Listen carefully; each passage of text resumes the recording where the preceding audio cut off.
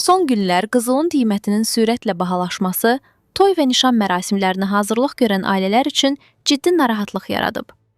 Toyun təməlində dayanan əsas amillərdən biri qızıl zinət aksesuarları olduğundan bəziləri düşünür ki, qəfil bahalaşma ailələri mərasimi təxirə salmağa və ya gözləməyə vadar edə bilər.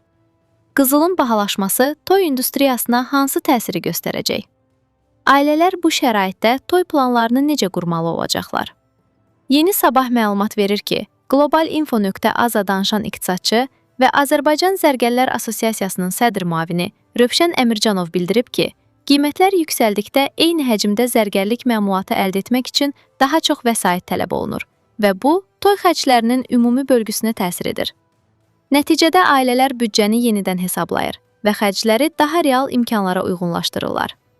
Ancaq qızılın qəfil və kəskin bahalaşması toya hazırlaşan ailələri gözləməyə və ya mərasimi təxirə salmağa vadar etməyəcək. Belə ehtimal azdır.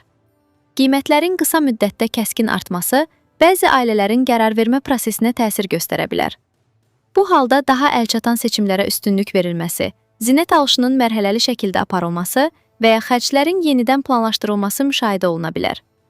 Praktikada daha çox xərclərin yenidən bölgüsü və mərasimin formatının optimallaşdırılması üstünlük təşkil edir. Ekspert deyib ki, qızılın qiyməti yüksəldikcə zinət xərclərinin büdcədə payı artır. Bu, başqa istiqamətlər üzrə xərclərin daha diqqətlə planlaşdırılmasını zəruri edir. Nəticədə daha yüksək büdcəli seçimlərdən daha münasib qiymət-keyfiyyət balansına malik variantlara keçid güclənir və toy planlamasında prioritetlər yenidən müəyyənləşdirilir.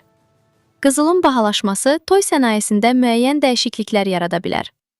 Zərgərlik sektorunda daha yüngül çəkili və daha əlçatan qiymət segmentində olan məhsullara marağın artması mümkündür. Toy xidmətləri bazarında isə premium paketlərə tələbin müəyyən qədər zəifləməsi, orta büdcəli paketlərə marağın artması ehtimalı var. Bu, ümumi bazar aktivliyinin azalmasından daha çox, tələbin strukturunda dəyişiklik kimi qiymətləndirilə bilər.